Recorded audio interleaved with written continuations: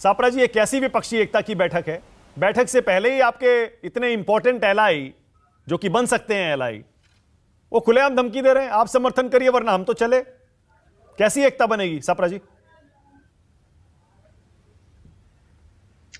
देखिए मानक जी, आम आदमी पार्टी की प्रवक्ता जो अभी बातें कर रही थी वो लार्जली मुझे लगता है सोर्सेस के आधार पर या अटकलों के आधार पर उन्होंने अपना बयान आपके चैनल पर अभी दिया है।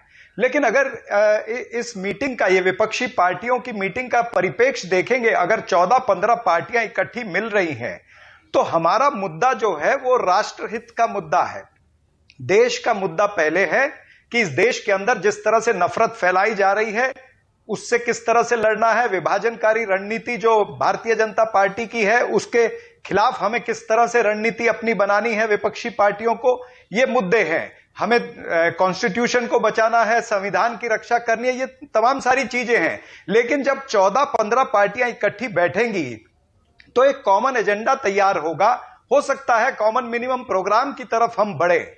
और अगर आम आदमी पार्टी कल की मीटिंग में ही ये चर्चा करे जो उन्होंने आज मीडिया के सामने करी है तो मेरे ख्याल से बेहतर होता।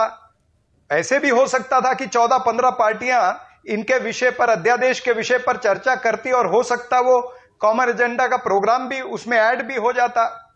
लेकिन जिस तरह से संजय सिंह जी का वक्तव्य आया है, मुझे लगता है कि ये विपक्षी पार्टियों की मीटिंग से पहले उन्होंने जिस तरह से धमकाने का प्रयास किया है, ये गैर जिम्मेदाराना थोड़ा सा लगता है।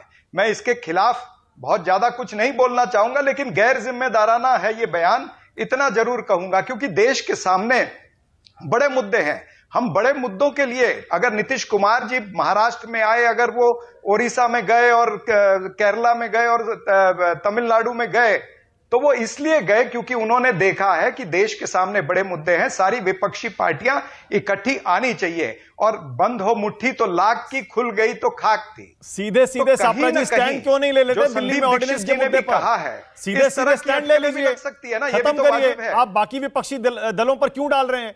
बाकी विपक्षी दल तो कैमरे पर कह चुके हैं कि हम सपोर्ट करेंगे आम आदमी पार्टी का, राज्यसभा में भी और लोकसभा में भी। आप भी स्टैंड ले लीजिए। नहीं तो स्टैंड में ये, आप मानक जी मेरी बात नहीं समझे। मैं तो ये कह रहा हूं ना कि मीटिंग के अंदर अगर ये बात करते तो मीटिंग के अंदर ही तय हो जाता ना। जिस तरह से ममता बनर्जी जी ने ठीक कहा, उन्होंने जिस विषय पर पत्रकारों ने उनसे पूछा, उन्होंने कहा कि भाई ये कल मीटिंग है, कल के बाद में ये तय होगा। तो इसी तरह से आम आदमी पार्टी भी कह सकती थी। लेकिन आम आदमी पार्टी का ये वक्तव्य एक दिन पहले आना, ये गैर जिम्मेदाराना बयान है। मतलब कहने का, अगर विपक्षी दलों की इस बैठक में बाकी विपक्षी दल आम आदमी पार्टी का सपोर्ट करने को तैयार हो गए तो कांग्रेस भी तैयार हो सकती है, विकल्प खुला है ना।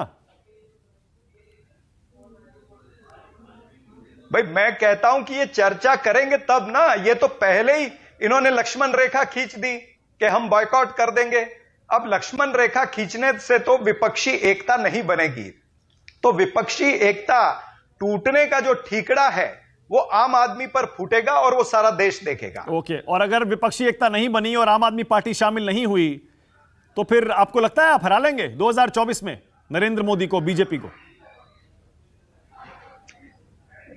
देखिए, मैंने आपको पहले भी कहा कि ये अगर मगर की बातों पर बहुत ज्यादा चर्चा करना उचित नहीं है। ये तो उसी तरह की बात हो गई कि चाची को मूछें होती तो चाचा कहलाती।